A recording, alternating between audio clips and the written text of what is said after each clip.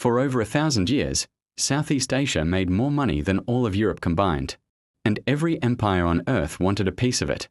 The region was so valuable that countries went to war for centuries just to control tiny islands most people have never heard of. We are talking about spices worth more than gold, trade routes that connected 3 continents, and a stretch of water so important that whoever controlled it basically controlled the world economy. For centuries, holding a monopoly on spices meant holding global power.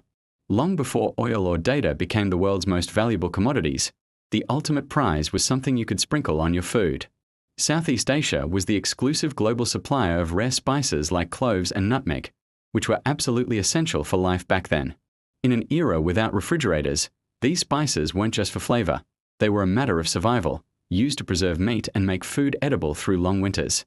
For Europeans, these spices were worth more than gold, turning Southeast Asia into the richest economic zone on the planet and an irresistible magnet for every ambitious empire. Imagine living in 15th century Europe. Your food is bland, and your meat spoils within days. The only way to preserve it or make it taste like something other than salted cardboard is with spices. But here was the catch. The most potent and desirable ones, cloves, nutmeg, mace, grew exclusively in one tiny corner of the world. Specifically, a small cluster of islands in what is now Indonesia, the Maluku Islands, famously known as the Spice Islands. This was the only place on Earth where cloves and nutmeg trees grew naturally. The entire known world craved something that existed only on a handful of volcanic islands that most people couldn't even pinpoint on a map. This scarcity created an economic frenzy unlike anything seen before. In the markets of Venice or Lisbon, a single pound of nutmeg could be traded for 7 fat oxen, or enough to buy a small house. A sack of pepper was more valuable than a human life. Spices were used as currency to pay rent, settle debts, and even provide dowries for marriages. When a wealthy individual died, they would list their stash of pepper and cloves with the same importance as their land and gold. This incredible value made the long and dangerous journey to Southeast Asia a risk worth taking. The region wasn't just wealthy, it was the engine of the global economy, and every kingdom, sultanate, and empire wanted to be the one controlling the supply. But it wasn't just about what grew on the land, it was about the water that surrounded it. Geography decided everything. Southeast Asia sits at one of the most strategic crossroads on the planet, positioned directly between the Indian and Pacific Oceans. This unique location made it the unavoidable gateway for maritime trade connecting the economic powerhouses of China and India with the markets of the Middle East and Europe. At the heart of this network was a narrow, 500-mile-long waterway, the Strait of Malacca. For centuries, this strait was the world's most important commercial choke point. Nearly all maritime traffic between east and west had to pass through it.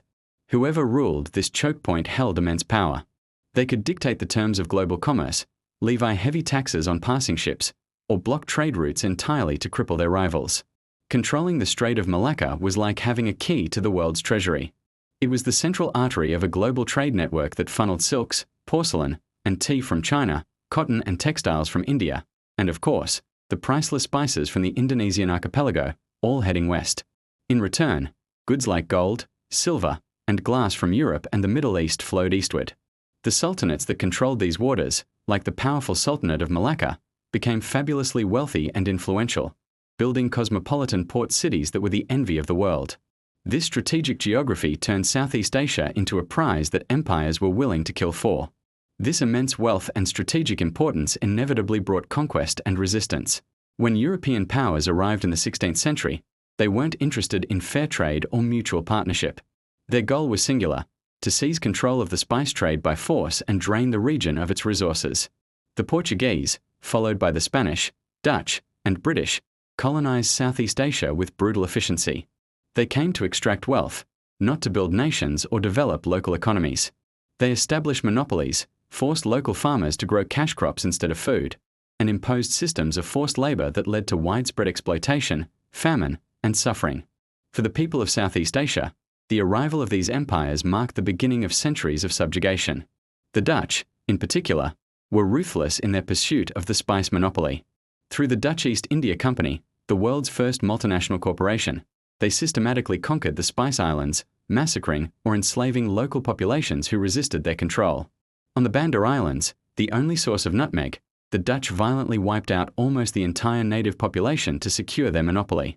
The wealth that built the grand canals and mansions of Amsterdam was extracted at a terrible human cost in Southeast Asia. The focus was always on profit, never on the well-being of the people whose land they occupied. The once thriving local economies were reconfigured to serve distant European interests, a pattern of colonial exploitation that would define the region for generations. But the story of Southeast Asia is not just one of victimization. It's a powerful story of resilience and resistance.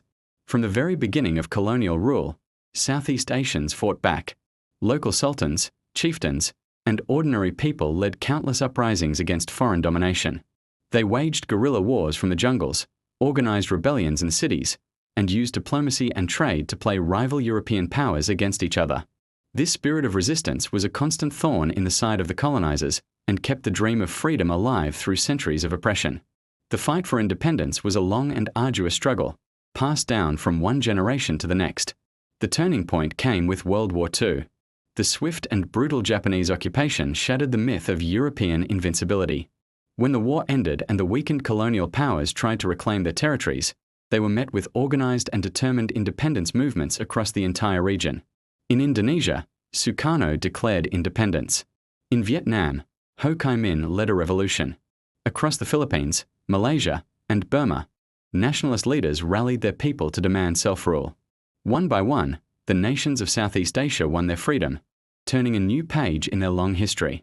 In a remarkable twist of fate, the very geography that had once made them a target for empires, their strategic location, and control over vital sea lanes, became the foundation for their modern economic strength.